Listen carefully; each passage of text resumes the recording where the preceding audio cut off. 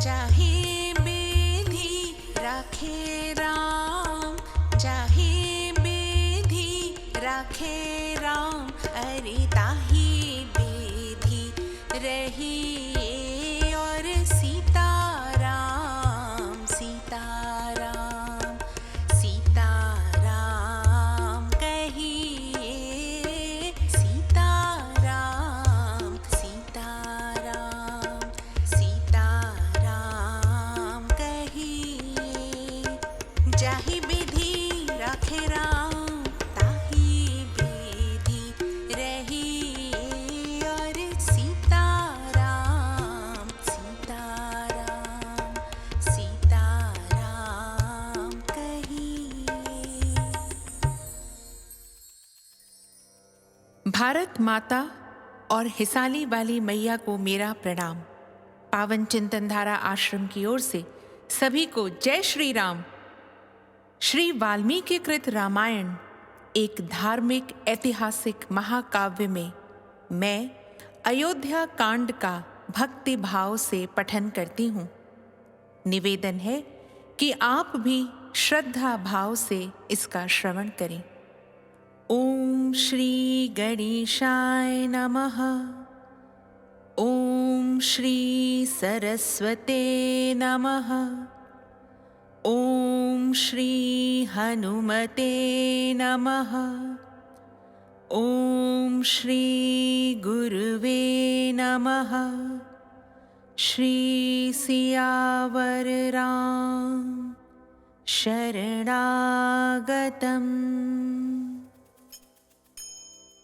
114वां सर्ग। भरत के द्वारा अयोध्या की दुर्वस्था का दर्शन तथा अंतःपुर में प्रवेश करके भरत का दुखी होना। इसके बाद प्रभावशाली महायशस्वी भरत ने स्निग्ध गंभीर धरधर घोष से युक्त रथ के द्वारा यात्रा करके शीघ्र ही अयोध्या में प्रवेश किया। उस समय वहां बिलाव और उल्लू विचर रहे थे। घरों के किवाड़ बंद थे। सारे नगर में अंधकार छा रहा था।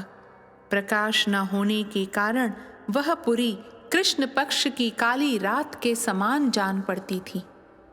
जैसे चंद्रमा की प्रिय पत्नी और अपनी शोभा से प्रकाशित कांति वाली रोहिणी उदित हुए राहु नामक ग्रह के द्वारा अपने पति के ग्रस लिए जाने पर अकेली असहाय हो जाती है, उसी प्रकार दिव्य ऐश्वर्य से प्रकाशित होने वाली अयोध्या राजा के काल कवलित हो जाने के कारण पीड़ित एवं असहाय हो रही थी।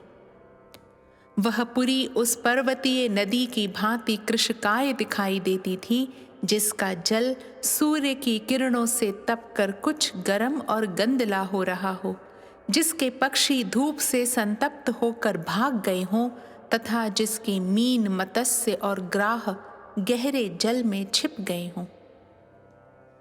जो अयोध्या पहले धूम रहित सुनहरी कांति वाली प्रज्वलित अग्नि शिखा के समान प्रकाशित होती थी, वही श्री राम वनवास के बाद हवनीय दुग्ध से सींची गई अग्नि की ज्वाला के समान बुझकर विलीन सी हो गई है। उस समय अयोध्या महासमर में संकटग्रस्त हुई उस सेना के समान प्रतीत होती थी, जिसके कवच कटकर गिर गए हों, हाथी घोड़े रथ और ध्वजा छिन्न भिन्न हो गए हों और मुख्य मुख्य वीर मार डाले गए हों। प्रबल वायु के वेग से फेन और गर्जना के साथ उठी हुई समुद्र की उत्ताल तरंग सहसा वायु के शांत हो जाने पर जैसे शिथिल और नीरव हो जाती है, उसी प्रकार कोलाहलपूर्ण अयोध्या अब शब्द शून्य सी जान पड़ती थी। यज्ञ काल समाप्त होने पर स्फय आदि यज्ञ संबंधी आयुधों तथा श्रेष्ठ याजकों से सुनी हुई वेदी जैसे मंत्रोच्चारण की ध्वनि से रहित हो जाती है, उसी प्रकार अयोध्या सुनसान दिखाई देती थी।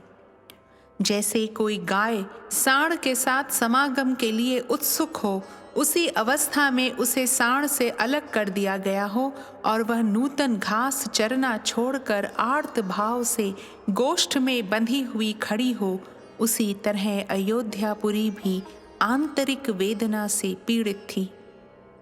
श्री राम आदि से रहित हुई अयोध्या मोतियों की उस नूतन माला के समान श्रीहीन हो गई थी, जिसकी अत्यंत चिकनी, चमकीली, उत्तम तथा अच्छी जाति की पद्मराग आदि मणियां उससे निकाल कर अलग कर दी गई हों, जो पुण्य क्षय होने के कारण सहसा अपने स्थान से भ्रष्ट हो पृथ्वी पर आ पहुंची हो, अतएव जिसकी विस्तृत प्रभा शीर्ण हो गई हो, आकाश से गिरी हुई उस तारिका की भांति अयोध्या शोभाहीन हो गई थी। जो ग्रीष्म ऋतु में पहले फूलों से लदी हुई होने के कारण मतवाले भ्रमरों से सुशोभित होती रही हो और फिर सहसा दावानल के लपेट में आकर मुरझा गई हो, वन की उस लता के समान पहले की उल्लासपूर्ण अयोध्या अब उदास हो गई थी। वहां के व्यापारी वणिक शोक से व्याकुल होने के कारण किम कर्तव्य विमूढ़ हो गए थे। बाजार, हाट और दुकानें बहुत कम खुली थीं। उस समय सारी पुरी उस आकाश की भांति शोभाहीन हो गई थी, जहां बादलों की घटाएं घिर आई हों और तारे तथा चंद्रमा ढक गए हों। उन दिनों अयोध्यापुरी की सड़कें झाड़ी बुहारी नहीं गई थीं, इसलिए यत्र तत्र कूड़े करकट के ढेर पड़े थे। उस अवस्था में वह नगरी उस उजड़ी हुई पान भूमि मधुशाला के समान श्रीहीन दिखाई देती थी, जिसकी सफाई न की गई हो, जहाँ मधु से खाली टूटी फूटी प्यालियां पड़ी हों और जहाँ के पीने वाले भी नष्ट हो गए हों। उस पुरी की दशा उस पौंसले की सी हो रही थी, जो खंभों के टूट जाने से ढह गया हो, जिसका चबूतरा छिन्न भिन्न हो गया हो, भूमि नीची हो गई हो, पानी चुक गया हो और जलपात्र टूट फूट कर इधर उधर सब ओर बिखरे पड़े हों। जो विशाल और संपूर्ण धनुष में फैली हुई हो, उसकी दोनों कोटियों किनारों में बांधने के लिए जिसमें रस्सी जुड़ी हुई हो, किंतु वेगशाली वीरों के बाणों से कटकर धनुष से पृथ्वी पर गिर पड़ी हो, उस प्रत्यंचा के समान ही अयोध्यापुरी भी स्थान भ्रष्ट हुई सी दिखाई देती थी।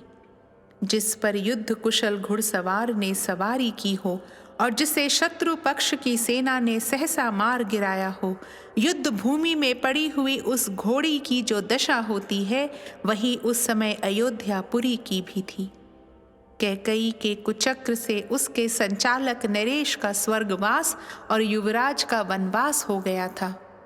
रथ पर बैठे हुए श्रीमान दशरथ नंदन भरत ने उस समय श्रेष्ठ रथ का संचालन करने वाले सारथी सुमंत्र से इस प्रकार कहा, अब अयोध्या में पहले की भांति सब ओर फैला हुआ गाने बजाने का गंभीर नाद नहीं सुनाई पड़ता।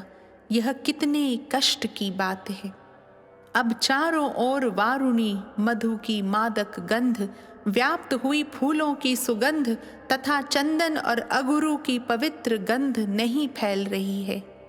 अच्छी अच्छी सवारियों की आवाज, घोड़ों के हींसने का सुस्निग्ध शब्द, मतवाले हाथियों का चिंघाड़ना तथा रथों की घरघराहट का महान शब्द, ये सब नहीं सुनाई दे रहे हैं।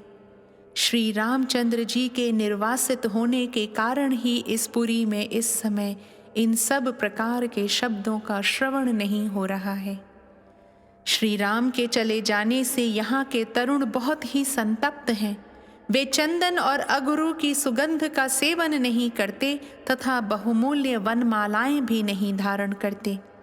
अब इस पुरी के लोग विचित्र फूलों के हार पहनकर बाहर घूमने के लिए नहीं निकलते हैं।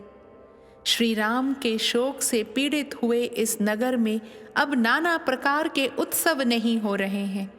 निश्चय ही इस पुरी की वह सारी शोभा मेरे भाई के साथ ही चली गई। जैसे वेग युक्त वर्षा के कारण शुक्ल पक्ष की चांदनी रात भी शोभा नहीं पाती है, उसी प्रकार नेत्रों से आंसू बहाती हुई यह अयोध्या भी शोभित नहीं हो रही है। अब कब मेरे भाई महोत्सव की भांति अयोध्या में पधारेंगे और ग्रीष्म ऋतु में प्रकट हुए मेघ की भांति सबके हृदय में हर्ष का संचार करेंगे। अब अयोध्या की बड़ी बड़ी सड़कें हर्ष से उछलकर चलते हुए मनोहर वेशधारी तरुणों के शुभागमन से शोभा नहीं पा रही हैं।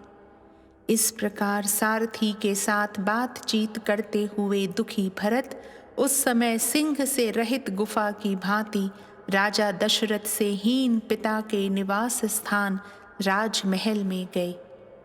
जैसे सूर्य के छिप जाने से दिन की शोभा नष्ट हो जाती है और देवता शोक करने लगते हैं, उसी प्रकार उस समय वह अंतपुर शोभाहीन हो गया था और वहाँ के लोग शोकमग्न थे।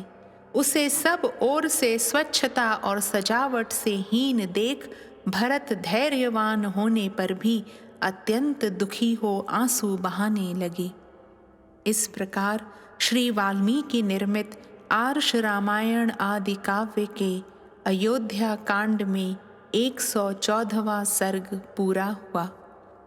राम रामेति रामेति रमे रामे मनोरमे सहस्रनाम ततुल्यम राम नाम वरानने। 115वां सर्ग।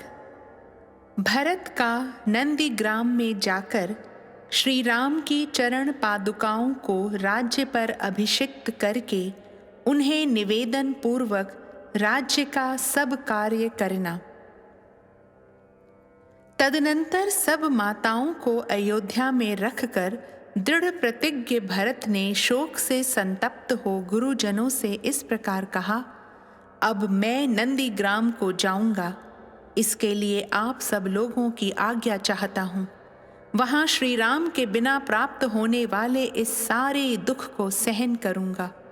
अहो, महाराज पूज्य पिताजी तो स्वर्ग को सिधारे और वे मेरे गुरु पूजनीय भ्राता श्री रामचंद्र जी वन में विराज रहे हैं। मैं इस राज्य के लिए वहाँ श्री राम की प्रतीक्षा करता रहूँगा, क्योंकि वे महायशस्वी श्री राम ही हमारे राजा हैं। महात्मा भरत का यह शुभ वचन सुनकर सब मंत्री और पुरोहित वशिष्ठ जी बोले, भरत, भ्रातृभक्ति से प्रेरित होकर तुमने जो बात कही है वह बहुत ही प्रशंसनीय है। वास्तव में वह तुम्हारे ही योग्य है। तुम अपने भाई के दर्शन के लिए सदा लालायित रहते हो और भाई के ही सौहार्द हित साधन में संलग्न हो, साथ ही श्रेष्ठ मार्ग पर स्थित हो। अतः कौन पुरुष तुम्हारे विचार का अनुमोदन नहीं करेगा। मंत्रियों का अपनी रुचि के अनुरूप प्रिय वचन सुनकर भरत ने सारथी से कहा, मेरा रथ जोत कर तैयार किया जाए। फिर उन्होंने प्रसन्न वदन होकर सब माताओं से बातचीत करके जाने की आज्ञा ली।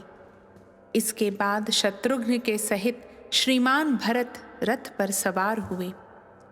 रथ पर आरूढ़ होकर परम प्रसन्न हुए भरत और शत्रुघ्न दोनों भाई मंत्रियों तथा पुरोहितों से घिरकर शीघ्रता पूर्वक वहां से प्रस्थित हुए। आगे आगे वशिष्ठ आदि सभी गुरुजन एवं ब्राह्मण चल रहे थे। उन सब लोगों ने अयोध्या से पूर्वाभिमुख होकर यात्रा की और उस मार्ग को पकड़ा जो नंदीग्राम की ओर जाता था। भरत के प्रस्थित होने पर हाथी, घोड़े और रथों से भरी हुई सारी सेना भी बिना बुलाए ही उनके पीछे पीछे चल दी और समस्त पुरवासी भी उनके साथ हो लिए। धर्मात्मा भ्रातृवत्सल भरत अपने मस्तक पर भगवान श्री राम की चरण पादुका लिए रथ पर बैठकर बड़ी शीघ्रता से नंदीग्राम की ओर चले। नंदीग्राम में शीघ्र पहुंचकर भरत तुरंत ही रथ से उतर पड़े और गुरुजनों से इस प्रकार बोले, मेरे भाई ने यह उत्तम राज्य मुझे धरोहर के रूप में दिया है। उनकी ये सुवर्ण विभूषित चरण पादुकाएं ही सबके योगक्षेम का निर्वाह करने वाली हैं। तत्पश्चात भरत ने मस्तक झुकाकर उन चरण पादुकाओं के प्रति उस धरोहर रूप राज्य को समर्पित करके दुख से संतप्त हो समस्त प्रकृति मंडल, मंत्री, सेनापति और प्रजा आदि से कहा, आप सब लोग इन चरण पादुकाओं के ऊपर छत्र धारण करें। मैं इन्हें आर्य रामचंद्र जी के साक्षात चरण मानता हूँ। मेरे गुरु की इन चरण पादुकाओं से ही इस राज्य में धर्म की स्थापना होगी। मेरे भाई ने प्रेम के कारण ही यह धरोहर मुझे सौंपी है, अतः मैं उनके लौटने तक इसकी भली भांति रक्षा करूंगा। इसके बाद मैं स्वयं इन पादुकाओं को पुनः शीघ्र ही श्री रघुनाथ जी के चरणों से संयुक्त करके इन पादुकाओं से सुशोभित श्री राम के उन युगल चरणों का दर्शन करूंगा। श्री रघुनाथ जी के आने पर उनसे मिलते ही मैं अपने उन गुरुदेव को यह राज्य समर्पित करके उनकी आज्ञा के अधीन हो उन्हीं की सेवा में लग जाऊंगा। राज्य का यह भार उन पर डालकर मैं हल्का हो जाऊंगा। मेरे पास धरोहर रूप में रखे हुए इस राज्य को, अयोध्या को तथा इन श्रेष्ठ पादुकाओं को श्री रघुनाथ जी की सेवा में समर्पित करके मैं सब प्रकार के पाप ताप से मुक्त हो जाऊंगा। ककुत्स कुलभूषण श्री राम का अयोध्या के राज्य पर अभिषेक हो जाने पर जब सब लोग हर्ष और आनंद में निमग्न हो जाएंगे, तब मुझे राज्य पाने की अपेक्षा चौगुनी प्रसन्नता और चौगुने यश की प्राप्ति होगी। इस प्रकार दीन भाव से विलाप करते हुए दुख मग्न महायशस्वी भरत मंत्रियों के साथ नंदीग्राम में रहकर राज्य का शासन करने लगे। सेना सहित प्रभावशाली धीर वीर भरत ने उस समय वल्कल और जटा धारण करके मुनि वेशधारी हो नंदीग्राम में निवास किया। भाई की आज्ञा का पालन और प्रतिज्ञा के पार जाने की इच्छा करने वाले भ्रातृवत्सल भरत श्री रामचंद्र जी के आगमन की आकांक्षा रखते हुए उनकी चरण पादुकाओं को राज्य पर अभिषिक्त करके उन दिनों नंदीग्राम में रहने लगे। भरत जी राज्य शासन का समस्त कार्य भगवान श्री राम की चरण पादुकाओं को निवेदन करके करते थे तथा स्वयं ही उनके ऊपर छत्र लगाते और चंवर डुलाते थे। श्रीमान भरत बड़े भाई की उन पादुकाओं को राज्य पर अभिषिक्त करके सदा उनके अधीन रहकर उन दिनों राज्य का सब कार्य मंत्री आदि से कराते थे। उस समय जो कोई भी कार्य उपस्थित होता, जो भी बहुमूल्य भेंट आती, वह सब पहले उन पादुकाओं को निवेदन करके पीछे भरत जी उसका यथावत प्रबंध करते थे। इस प्रकार श्री वाल्मीकि निर्मित आर्ष रामायण आदि काव्य के अयोध्या कांड में 115वां सर्ग पूरा हुआ। राम रामेति रामेति रमे रामे मनोरमे सहस्रनाम ततुल्यम राम नाम वरानने।